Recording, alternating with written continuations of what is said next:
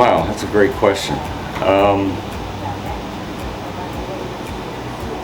Well, as I mentioned, I'm a social worker, so I've really spent my life doing service to other people, and I'm also a child of the 60s.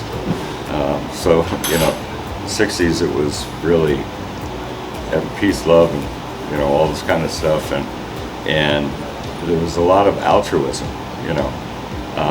and that I think really really affected me growing up during that epoch where you had Martin Luther King, the Kennedys, 2 Kennedys murdered, all this kind of stuff that was happening in the country. And there were race riots very close. I grew up in New Jersey, and there were race riots in New York, there were race riots in Paterson, New Jersey, and things like that. And I knew it was wrong. And I had this experience when I was, I think, in maybe 7th grade or something like that. And I had this black friend, Albert Thomas. And I started to spend time with Albert in his community. And we had black people in this pretty wealthy town. It was a suburb of New York City. And the black community lived on the other side of Broad Street. So I was going down to Broad Street. I was meeting people. I really enjoyed my friend and being, experiencing black culture and everything like that. And my mother was a local businesswoman. And she said, "Pete, I know this is wrong, but you can't, my customers see it and they witness it, and it would reflect on her."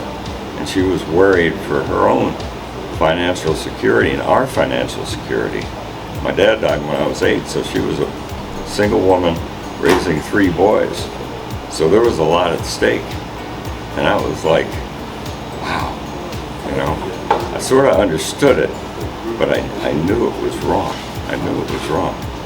So, when Katrina happened and everything like that, starting to come here and do the work and realizing, it's more than Katrina. It's abject poverty. And it's people really needing a hand. And so that's what really brings me to Back Bay, as well as just the experience being here is fantastic.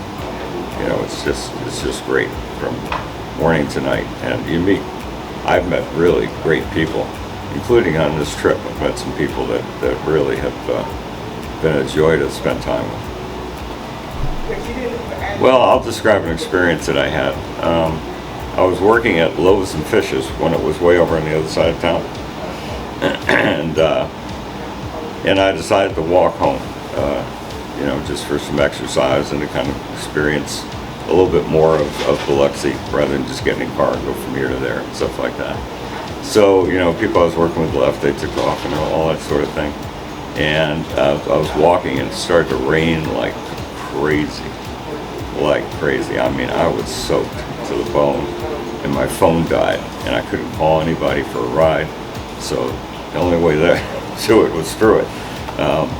So I walked, and I stopped at the bus station, and I went into the bus station, and I look like a wreck, right? I'm soaking wet, and I walk in there, and I see some people who I had served at Loaves and Fishes, and they were very friendly and said hi and everything like that. I walked into the bathroom. There was a gentleman sitting on the toilet, asleep. A homeless, unsheltered person that was obviously just needed a safe place to sleep, a warm place to sleep, a dry place to sleep.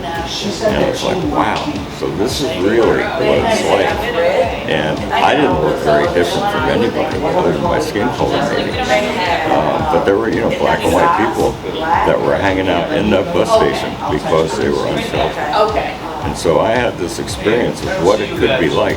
And all I had to do was walk another half mile or mile to get back to my nice, comfortable home here, but it really was meaningful that I had that experience. The other part of that is I walked by and there was a liquor store. It looked like kind of a new place, kind of a high-end, neighborhood in transition kind of place, And I walked in and I said, I explained what had happened. I said my phone's dead. Can I use your phone to call somebody? And he said, oh sure, it'd be great and everything.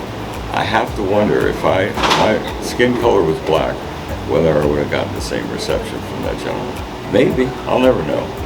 But it just made me wonder, is this sort of a white privilege thing that I can walk into this liquor store and ask this guy to use his phone, and that I don't get sort of the bum rush, like, no way, and get the hell out of here, excuse me. But,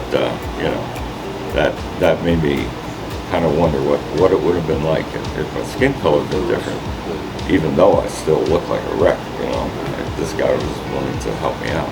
So that was kind of an experience that has stuck with me over the years. And that was several years ago that happened. I would say just do it. Take that step, take that leap of faith, and you will not regret it.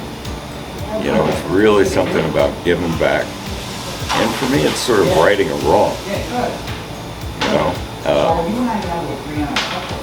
I'm who I am because of my ancestors and the wealth they were able to build, and the education I was able to get, and go to college, go to graduate school.